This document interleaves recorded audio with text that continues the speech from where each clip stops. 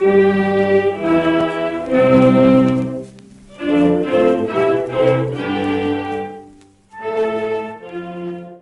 people misunderstand why Japan established Manchukuo to colonize and exploit. No. It is the very misunderstanding. I will explain the true reason. Firstly, we must have rudimentary knowledge. Before the early 20th century, China was ruled by the Qing dynasty. The Qing dynasty is a country built by the Manchu people, and it is important fact that Qing dynasty was a multi-ethnic state. The story begins hundreds of years ago. Russia had an eastern colonial policy. Russia has conquered Siberia and have taken control of the Far East. In addition, it began to appear in the waters near Japan. Japan felt a sense of crisis. Japan needed to defend itself. After the Meiji Restoration, Japan pushed for a fortifying policy. However, Russia's eastern invasion never stops. Russia started to invade Manchuria.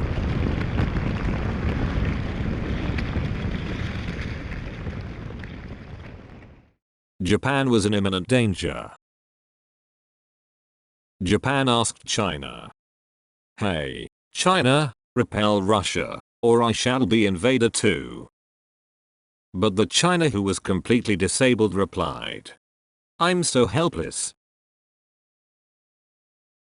Japan determined to fight by herself.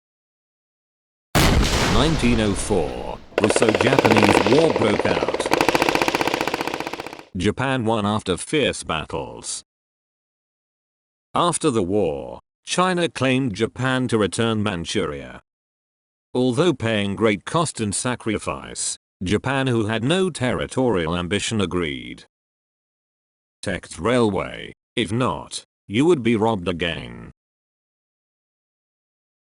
After all, Japan took Manchuria back from Russia to the Qing for almost nothing.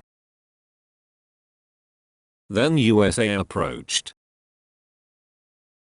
"Hey, Japan, let's share Manchurian railway. I took a trouble to intercede with Russia for you."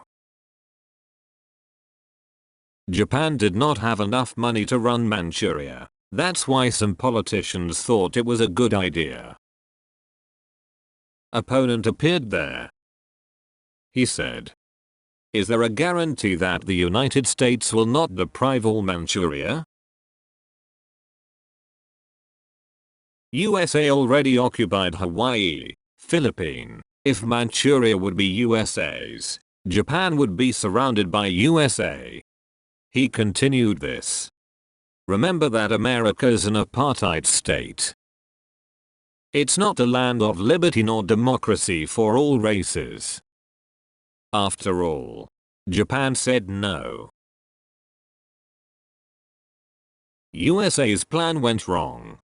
Thus the United States made Japan a virtual enemy. On the other hand, China's situation was getting worse. Qing is getting lost ruling power. And finally, in 1911, Sun Yat-sen and his revolutionary party rose in rebellion. It was so called the Xinhai Revolution. And then Qing dynasty, who lasted over 200 years, fell. The ethnic group like Mongol, Tibetan, Uyghur thought, "We all served for Qing as vassal states. Now there is no Qing. We have no duty to serve for Han Republic." Then, Mongolia declared independence. Tibet declared independence. East Turkestan declared independence. But the Han nationalist revolutionary refused them, invaded their territories, and declared all the territories belonged to Qing is our territory. They behaved as if they were heirs of the Qing dynasty. The young Manchu Emperor Puyi was confined by Han Republic. China's political situation was getting worse day by day. Eventually China fell into a chaos of civil war. Meanwhile, Manchuria was occupied by Han armed group. Manchurian uprisings for independence have occurred several times, but failed each time. Han armed group's boss Zhang Zuolin said, "Is Manchuria Manchu land? Who cares? This is my land." Well, was this a racial independence revolution in a modern context?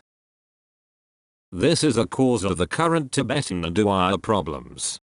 We should keep this in mind. The Russian Revolution took place in 1917. Russia revived as Soviet Union.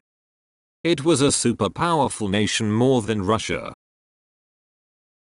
Soviet Union started a more aggressive expansion policy called World Communist Revolution. Soviet Union communized Mongolia. Soviet Union was planning to communize all China. Japan was afraid if Manchuria will be communized. If that happens, Japan shall be destroyed by communism. Japan began to doubt if she could trust Han military clique Zhang Zuolin now occupying Manchuria. Zhang Zuolin was sitting on the fence.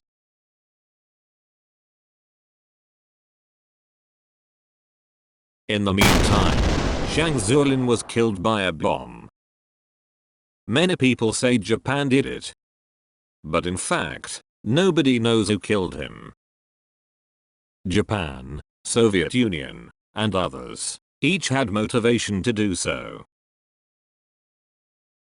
But his son Zhang Zuolin thought Japan did kill his father, and then defined his position against Japan. That was also his best way to survive. The USA came. USA offered Zhang Zuolin a help to resist against Japan. Then, Zhang Zuolin fueled anti-Japanese movement. He said, "This is my land. Japan and Manchus should get out." He began to incite violence against the Japanese. He deprived the Japanese of legitimate rights. It was actually a low-intensity conflict. Japan could no longer leave Manchuria to bandit-like warlords. Shortly thereafter, Mukden Incident occurred in 1931. Japanese forces expelled Chinese forces and occupied Manchuria.